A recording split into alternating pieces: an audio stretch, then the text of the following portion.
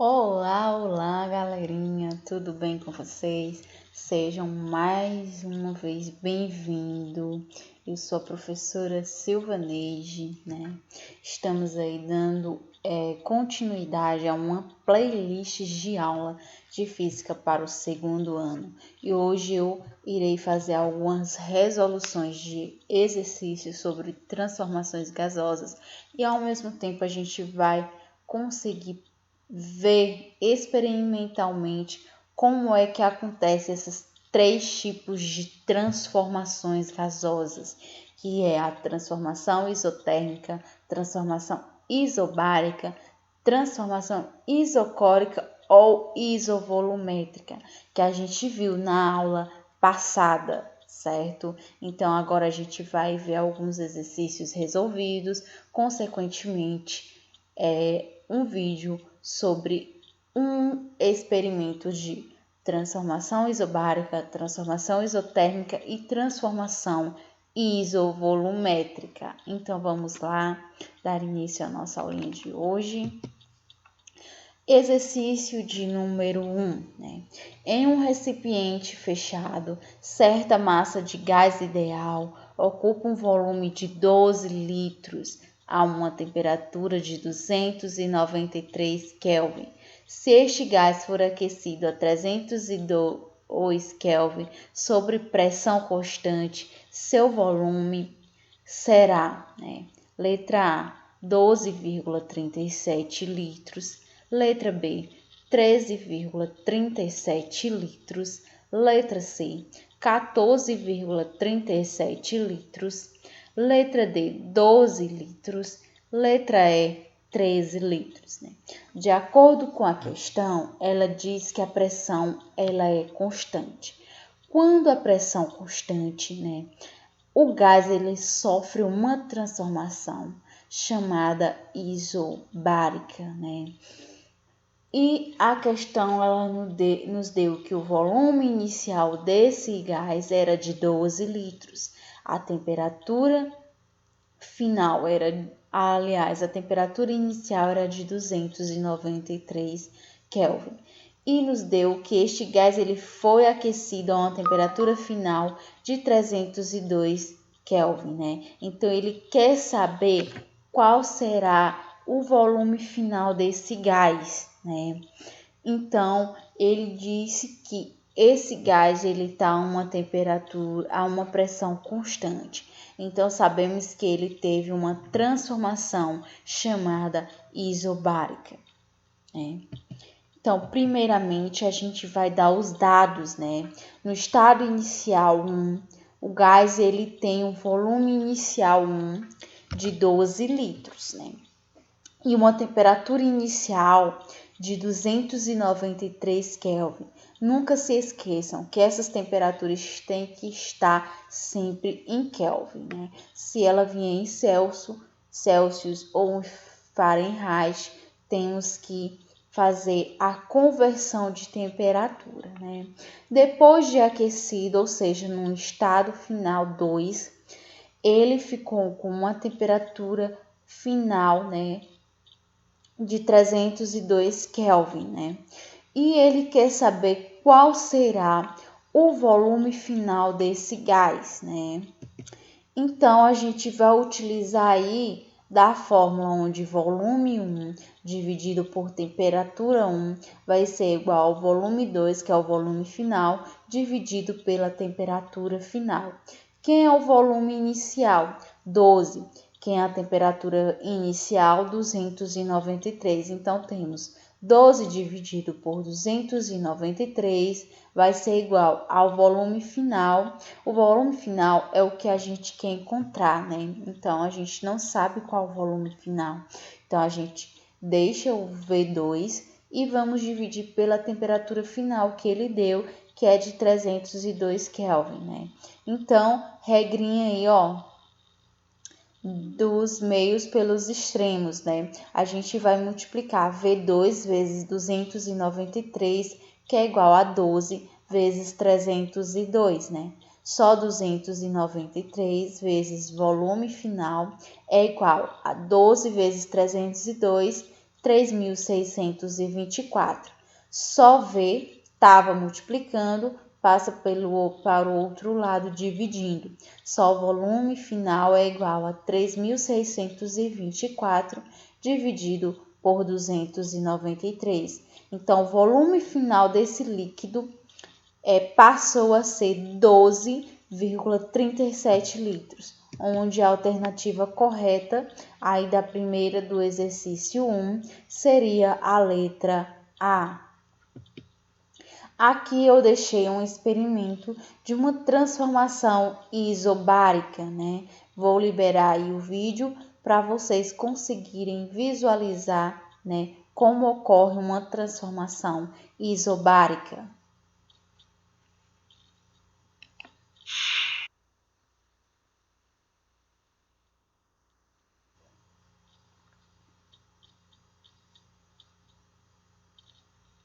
Para esta experiência,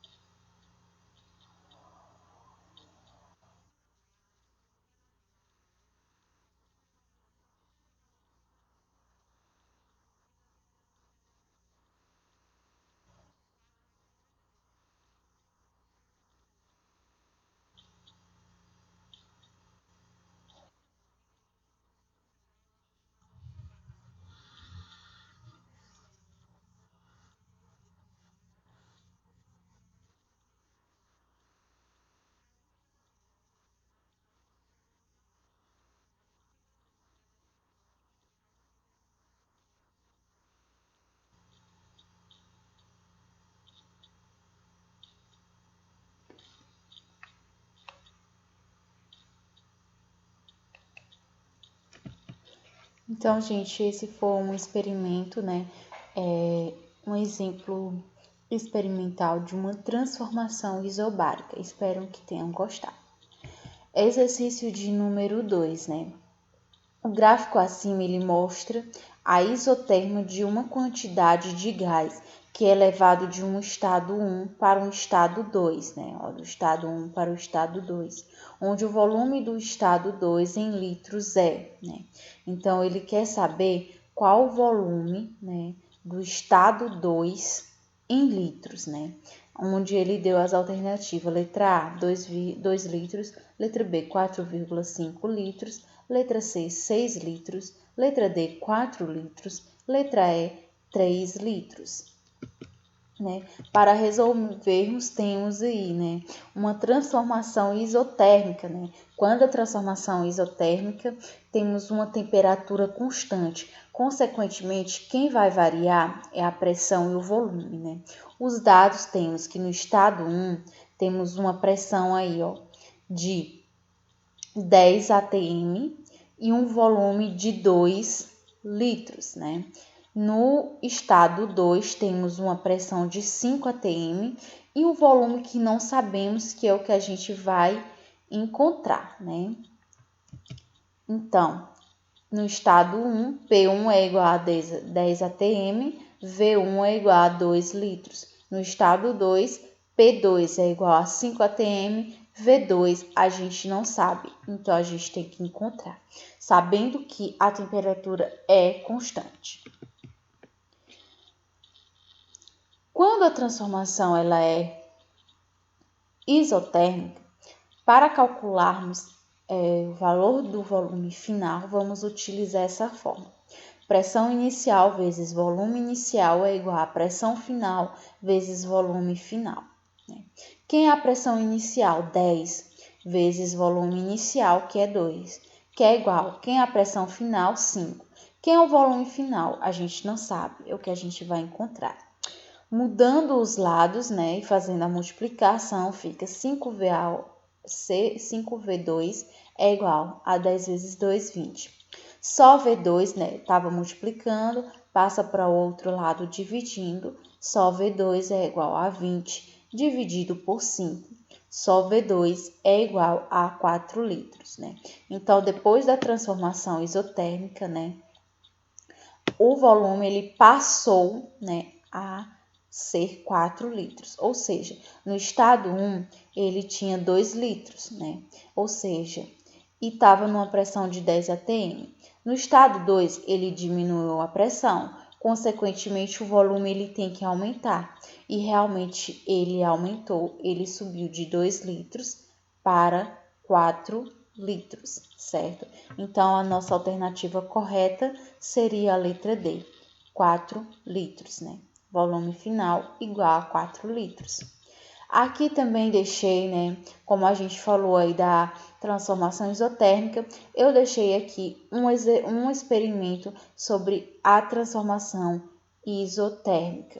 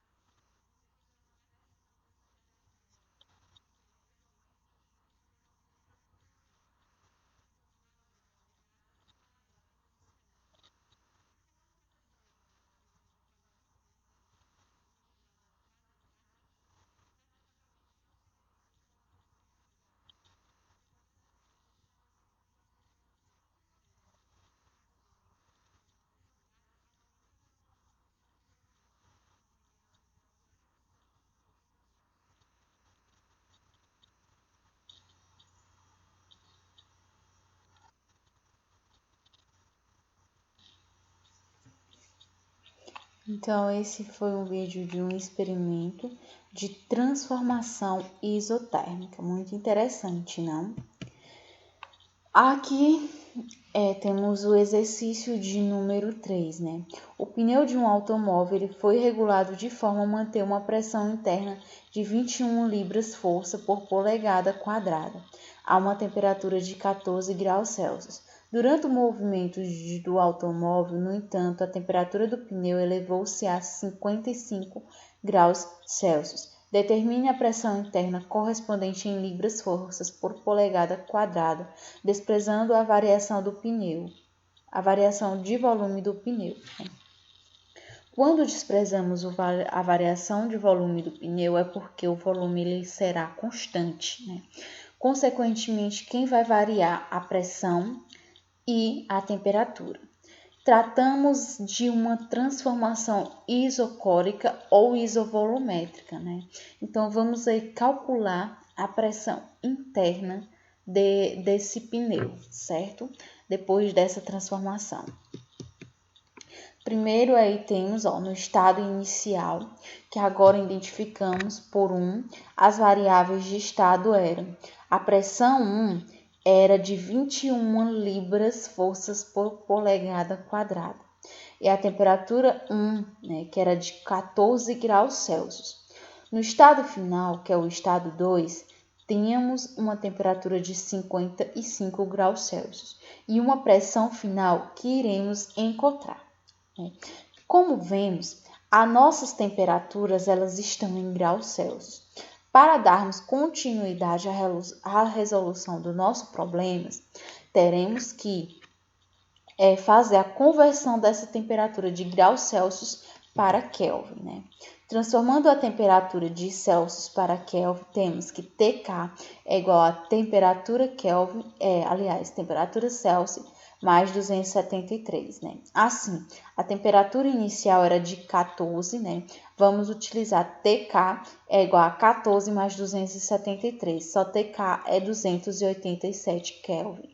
Então, a temperatura 1 é de 287 Kelvin. Temperatura 2 vai ser TK é igual a 55 graus Celsius mais 273. Então, a temperatura 2 em graus Kelvin será de 328 Kelvin, certo? Vamos continuar. Para calcular a pressão final, vamos aplicar a equação da transformação isovolumétrica, que é pressão inicial dividido por temperatura inicial é igual a pressão final dividido por temperatura final. A pressão inicial é de 21 dividido por 287, só que vai ser igual à pressão final, que é o que queremos encontrar, dividido por 328. Vamos fazer a multiplicação dos meios pelos extremos, né? Onde 287 vezes P2 é igual a 21 vezes 328. Só 287 P2 é igual a 21 vezes 328 é 6.888. Só P2, né? Levando o 287, né? Estava multiplicando, passa pelo outro lado, dividindo. Só 6.888 dividido por 287, né? Então, a pressão final vai ser de 24, né? Polegadas, libras, força por polegada quadrada. Então, a pressão final desse pneu vai ser 24 psi, certo? Então, a gente calculou aí a transformação isovolumétrica, né? Daí, diante desse exercício, também vou deixar um experimento de uma transformação isovolumétrica.